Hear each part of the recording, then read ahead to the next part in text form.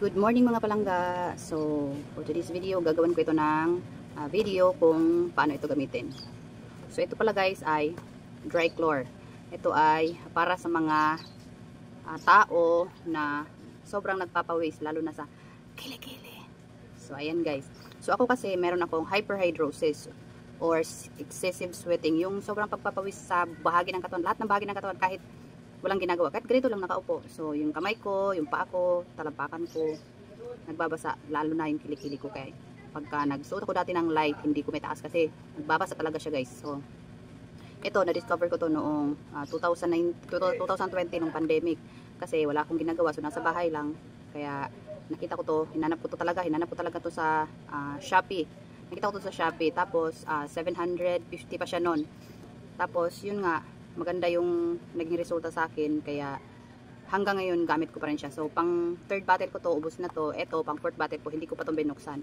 So disclaimer lamang guys, ito ay base lamang sa aking paggamit, base lamang sa aking experience, kasi yung tao hindi pare-parehas ang skin type. So merong sensitive, merong hindi hiyang dito, meron ding hiyang. So base lamang to sa experience ko, base ito sa paggamit ko nito.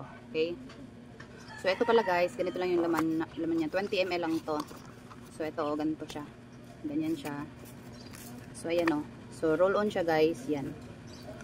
So ito, hindi, kahit medyo may kamahalan siya, pero sulit siya sa matipid kasi hindi mo to gagamitin araw-araw. Gagamitin mo to, halimbawa ngayon, Monday, gagamit ka nito. Next na gamit mo is mga Wednesday, or kung pakiramdam mo hindi pa nagbabasa yung kilikili mo, so saka wag ka munang gumamit ito. So hanggang mag-adjust ka ng every week ka na lang gagamit, hanggang sa mag 10 days na lang tsaka kapag gagamit. So kaya masasabi ko talaga na sulit, hindi siya yung magastos kasi hindi mo siya gagamitin araw-araw. So ito guys, nagamit ko to 9 months.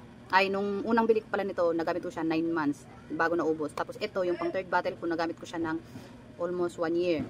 So ito na yung pang-apat ko. Basta 2020 ako nag-umpisa. So pang-apat na Baltic, tatlo pa lang pala yung nagamit ko, tatlo pa lang kasi ito pang-apat hindi ko pa nabuksan. So hindi ko pa nabuksan to. So 1 month na yata akong hindi pa gumagamit nito. So hindi pa rin nagbabasa yan. So yan. So paano pala to siya gagamitin? So sa gabi bago ka matulog, so linisin mo muna yung iyong kilikils, and then patuyuin mo pagka natuyo na. So apply ka nito. Roll mo lang. Parang roll on lang. Tapos patuyuin mo muna bago mo ibaba yung kilikils mo.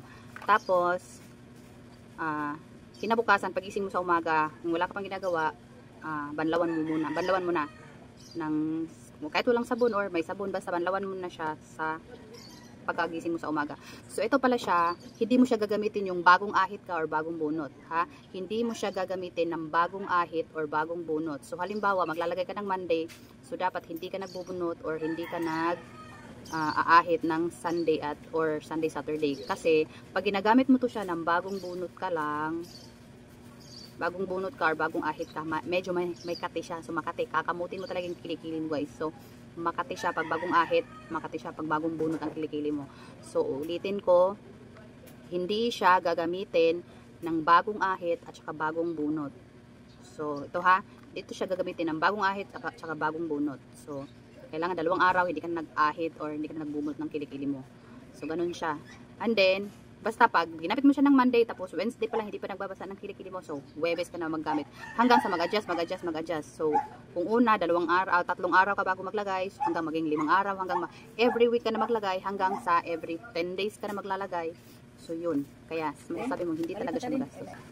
So yun lamang siya ha. Tapos ito siya yung bagong ganito siyang itsura guys pag bagong dating sa inyo. So ayan so ito yung kanyang roll on. So hindi ko pa ito naikabit ayan siya. Tapos yan lamang siya ayan yan, wala siyang wala siyang taki, wala siyang Kasi ikabit mo lang dito yung kanyang parang ganito lang ha, buksan ko lang ito isa. So ayan, ikabit mo lang to siyang parang ganito. So yan. So ito yun siya ito. So ikakabit mo lang siya dito, yung parang roll on niya.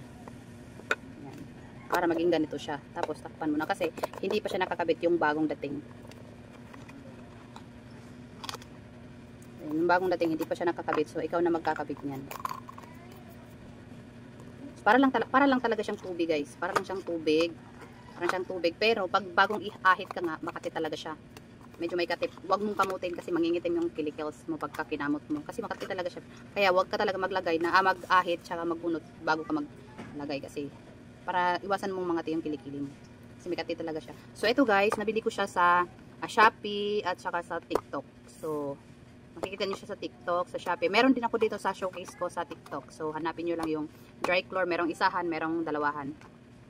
So meron akong video nito sa TikTok. So tingnan niyo lang siya. Yan. So that's all for today. So bye-bye.